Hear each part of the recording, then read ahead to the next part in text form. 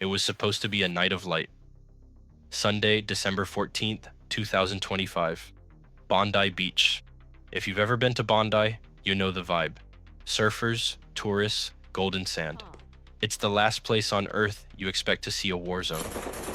But at exactly 6:40 p.m., the sound of waves crashing was replaced by the sound of gunfire. Most people thought it was fireworks. It wasn't. In the next 7 minutes, 15 people would lose their lives. A father and son duo had just launched the deadliest attack on Australian soil in decades. But here's the part that nobody is talking about. The shooting was actually Plan B, because what police found in the trunk of their car was enough to level the entire city block. This is the full story of the Red Sunday. To understand how this happened, you need to look at the layout of Archer Park.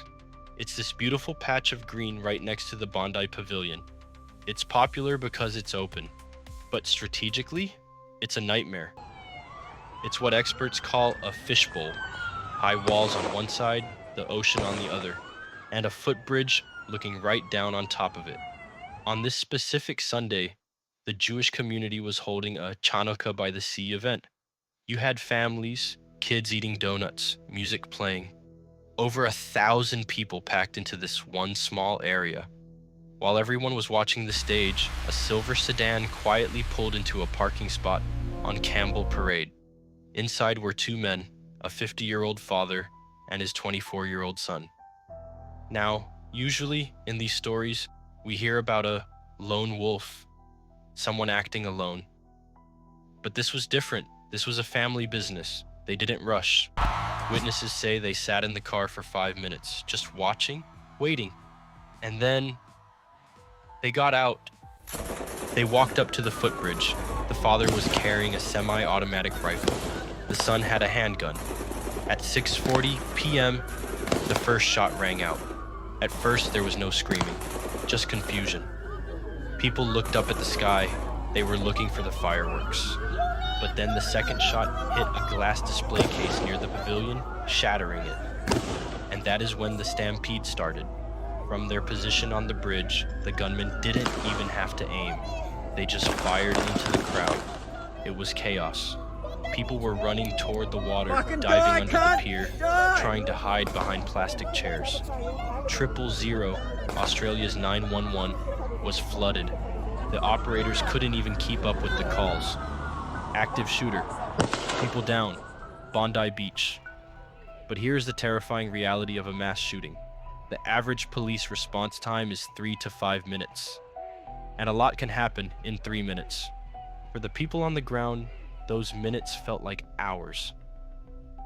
We need to talk about Boris and Sophia Gurman. They were a local couple in their 60s. When the shooting started, they didn't run. Witnesses saw them grabbing a group of kids who had been separated from their parents. They pushed the kids behind a concrete planter box and stood in front of them. Boris and Sophia didn't make it, but every single one of those kids did. By 6:45 p.m., 15 people lay dead. The gunmen were reloading, and this is where the story changes. Ahmed Al-Ahmed was walking home from work. He wasn't part of the festival. He didn't have a weapon. He didn't have armor, but he saw what was happening from the street. He saw the father, the older gunman, fumbling with a magazine on the bridge. Now, most people run away from gunfire. It's basic survival instinct. But Ahmed? He ran straight at it. He sprinted up the ramp and tackled the older gunman from behind. He hit him so hard that the rifle skidded across the pavement. The son tried to intervene. He pulled a knife and stabbed Ahmed twice in the shoulder. But Ahmed didn't let go. He kept the father pinned down just long enough for the flashing blue lights to arrive. The police didn't hesitate. They engaged the father instantly. He was killed on the scene. The son, seeing his dad go down, tried to raise his weapon at the officers, but he was shot in the leg and taken into custody. Just like that, the shooting was over. But remember at the start, when I told you the shooting was Plan B? While the ambulances were loading up the wounded, a K-9 unit, a bomb-sniffing dog, sat down next to the silver sedan the killers had arrived in. The dog signaled a hit. The bomb squad was called in, and they pried open the trunk. Inside, they found 3 improvised explosive devices. These weren't crude pipe bombs. These were sophisticated, wired to a timer. The plan wasn't just to shoot people. The plan was to herd the crowd towards the street and then detonate the car when everyone was running past it. So why didn't they go off? Faulty wiring. A loose connection on the timer. That is the only reason the death toll wasn't in the hundreds. It came down to a cheap piece of wire. So, where are we now? The 24-year-old son is currently in a secure hospital ward. He's been charged with 59 offenses, including terrorism and 15 counts of murder. He's facing life behind bars, likely in a supermax facility. Investigators found his search history.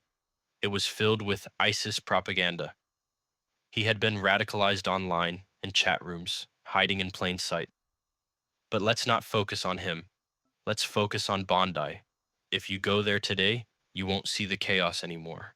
You'll see a mountain of flowers. You'll see surfboards lined up in the sand, a tribute from the local surfers. You'll see a city that is hurting but standing together. 15 people went to watch the sunset and never came home. It's a tragedy that Australia will never forget. But thanks to a faulty wire and a man named Ahmed who refused to run away, it wasn't the end of the story. Stay safe out there, guys. And as always, thanks for watching.